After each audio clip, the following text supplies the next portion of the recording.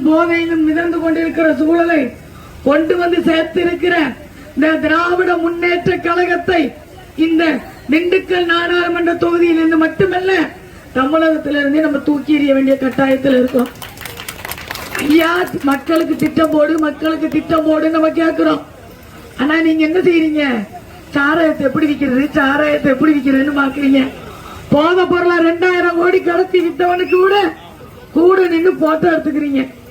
2000 கோடிக்கு போத பொருள் கடத்தினவன் கூட நின்று போட்டோ எடுத்துக்கிறீங்க. இவன் கூட தான் நீங்க பிசினஸ் வச்சிருக்கிறீங்க. இவன் கூட தான் நீங்க பிசினஸ் வச்சிருக்கிறீங்க. உங்க கட்சி வளர்ச்சிக்கு இவன் தான் காசு தானே. ஆனா இங்க கூடியிருக்கிற சொந்தங்களை பாருங்க. யாரும் எந்த விதத்திலையும் மனத்தாலும் இஸ்லாமிய சகோதரர்கள், அனைத்து இளைஞர்கள் கூட்டமைப்பை சார்ந்தவர்கள், பாரதிய ஜனதா கட்சியினர் இந்த திண்டுக்கல் நாடாளுமன்ற தொகுதியில் தாமரை மலை பெற வேண்டும் என்று உழைத்தவர்கள். ஆனால் இன்றைக்கு கூட்டணி